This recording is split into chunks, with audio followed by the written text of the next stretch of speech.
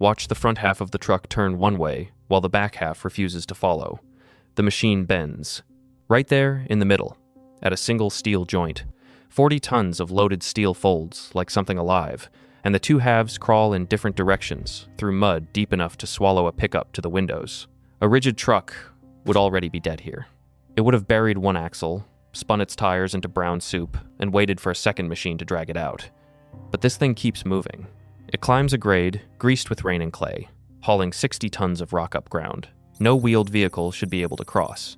And it does it without a winch and without drama. The men who run these machines have a plain word for what they are watching. They call it going where the ground says no. Now here is the part that should bother anyone who grew up believing that the biggest, heaviest, most powerful machines on Earth wore an American name. The truck that bends in the middle was not born in Peoria. It was not born in Illinois at all. The machine that quietly conquered the world's worst ground was invented in Sweden in 1966 by a company most Americans think of as a maker of safe little station wagons, Volvo. And almost 60 years later, after everything American industry threw at the problem, the best articulated hauler on Earth still wears that same Swedish badge. Stop and think about that for a second. While Caterpillar was defending its throne with sheer size, with more horsepower and more tonnage and more yellow steel than anyone else could stack, a small Nordic firm was busy answering a completely different question. Not, how big can we make it? How do we get it where the big ones cannot go? And how do we bring the man inside it home alive? This is the story of how a truck that folds in half beat the empire that bet everything on staying rigid. It started with a problem that had nothing to do with glory and everything to do with mud. In the late 1950s, in a small Swedish town called Borås, engineers were wrestling with a simple frustration. Sweden is a country of forests, gravel, bog, and thaw. Half the year the ground is frozen hard as pavement, and the other half, it turns to a soup that eats ordinary trucks alive. A normal rigid dump truck, the kind America built beautifully, needs a road. Give it a graded haul road, and it is unstoppable. Take that road away, and it becomes a very expensive anchor. So the Swedes did something strange. They took a farm tractor, which their company also built, and married it to a dump trailer through a joint that could pivot. They pulled the front axle off, drove all the wheels, and let the whole rig bend at the waist.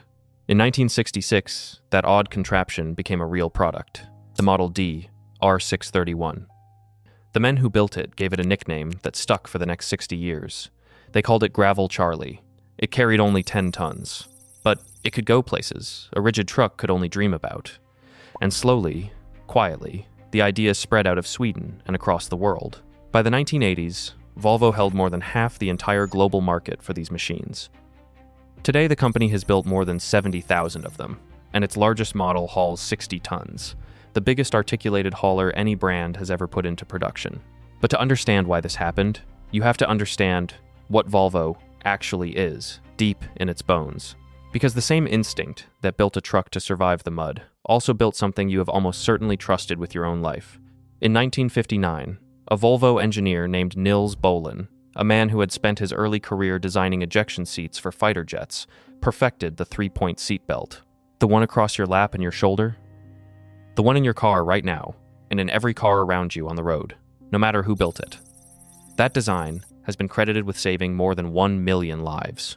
And here is the part that tells you everything about this company. Volvo held the patent. They could have charged every other automaker on Earth for the right to use it. Instead, they gave it away, for free, to the entire world, because they decided that keeping people alive mattered more than the money. If a company that hands its single greatest invention to its rivals, just to save strangers it will never meet, is the kind of story you want more of, subscribe now, because the next machine we take apart has a history stranger still. So how does a truck that bends actually beat a truck that does not? To see it, you have to look at that joint in the middle, and at the physics that hides in plain sight. A rigid dump truck has one stiff frame from nose to tail. When it steers, it turns its front wheels, like a car. That works fine on a road, but push it onto broken ground, and the problem shows up fast. Lift one wheel over a boulder, and you twist the whole frame. And because the frame will not give, a wheel somewhere else lifts clean off the dirt. A wheel in the air carries no load and finds no grip. On bad ground, a rigid truck is forever losing the traction it needs most. The articulated hauler refuses to play that game. Its two halves are joined by a hinge that bends side to side for steering and twists along its own length at the same time. When the front wheels climb a rock, the rear frame simply rolls with it, and every tire stays pressed hard into the ground. That is the first secret. All four wheels, or on the big machines, all six, stay planted and stay driven all the time. Permanent all-wheel drive is not an option you tick on these trucks. It is the entire point of them. Now, add weight transfer. Because the truck bends at the waist, the load in the back can push independent of where the front is pointed. The front end can be clawing up a slope at one angle, while the loaded rear drives straight into the hill behind it. Instead of fighting the terrain with brute stiffness, the machine flows around it. That is why a Swedish truck, carrying 60 tons, can walk up a muddy grade that would leave a bigger, more powerful, rigid truck spinning helplessly at the bottom. Ask any operator who has run both. On a dry, engineered mine road, the rigid truck wins, because it is simpler and it can carry more. But the moment the weather turns, the moment the haul road becomes a river of clay, the articulated hauler is the only thing still moving. It is not stronger. It is smarter. An operator will tell you the difference in his body long before his mind catches up. In a rigid truck on bad ground, every tire that loses grip slams back when it bites again. A jolt that travels straight up the spine, hour after hour. In the machine that bends, the hits soften, the wheels never fully let go, and a man can still feel his own hands at the end of a 14-hour shift. And notice what that cleverness is always in service of. A machine that keeps its footing is a machine that does not slide, does not roll, does not pin a man under 40 tons of steel on a hillside in the rain. The same company that gave the world the seatbelt built its trucks around the same stubborn idea. The job will always be dangerous. The engineering exists to make sure the person doing it survives it. Here is what makes this harder to swallow if you cheer for the American side. Volvo did not just outthink the competition, it quietly bought pieces of it. Over the last 25 years, the Swedish company went shopping in America's own backyard. In 2007, Volvo paid $1.3 billion in cash for the road building division of Ingersoll Rand, an American industrial name more than a century old, and with it came factories in Pennsylvania and roughly 2,000 workers. Volvo took the American paving brand Blah Knox. It took the heavy hauler truck line from Terex, another American company, and after a few years it simply painted those trucks Volvo blue and let the old names fade.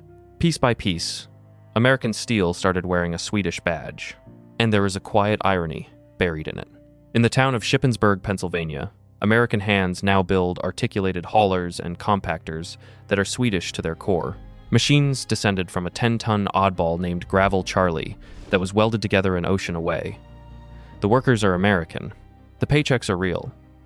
But the ideas, the philosophy pressed into the metal, came from somewhere else. Meanwhile, the operators, the men who actually spend 10 and 12 hours a day inside these cabs, kept voting with their hands. Given a choice between a machine that valued raw size and a machine that valued their spine, their hearing, their odds of climbing down at the end of the shift in one piece, more and more of them chose the one built by the company that gives away seatbelts. Not because it was patriotic, because it kept them alive and kept them working. That is the turn nobody in Peoria wanted to admit. For decades, American industrial pride was measured in horsepower and tonnage, in the sheer scale of the thing. Bigger engine, bigger bed, bigger everything. That pride built genuinely magnificent machines. But it answered the wrong question. While America was asking, how much can this truck carry? The Swedes were asking, how many jobs can this truck cross, and how many men can it bring home? One of those questions turned out to be worth more than the other, decade after decade, on ground that did not care how loud your engine was. And the Swedes were not finished moving first. While the giants argued over who had the most horsepower, Volvo was already building machines with no engine roar at all, among the first on Earth to put fully electric excavators and loaders into working hands, machines that dig and lift on battery power, quiet enough to run inside a tunnel without choking the air the crew has to breathe. Once again, the question was never how big, but how survivable the work could be made for the people standing next to it. There is something almost humbling in it. The country that put men on the moon, that built the interstate system and the machines that carved it, had to take a lesson from a small company in a cold country most of its citizens could not find on a map. The lesson was not about power. America never lacked power. The lesson was about what power is for. A machine engineered so the operator comes home alive. That is the whole Swedish idea, in construction steel and in the belt across your chest. Not the biggest, not the loudest, just the one that folds where the ground bends, keeps its feet where others slip, and treats the life of the person inside it as the thing worth protecting most. Caterpillar is not gone. It is still enormous, still building extraordinary machines, still a giant of American industry, but the assumption underneath the empire, the belief that the biggest and most powerful will always win, is the thing that quietly died out there on those muddy grades. It was beaten, not by something bigger, but by something that bends. And maybe that is the part worth carrying with you. The next time you pull that belt across your chest without a second thought, remember it was a gift, handed over for nothing by people who decided your life was worth more than their profit. The same people who built a truck that goes where the ground says no. It turns out the two are the same story. Somewhere, right now, one of those machines is folding through mud that should have stopped it, carrying its load up a hill in the rain, doing exactly what it was built to do, bringing everything it carries, and everyone it carries, safely to the top.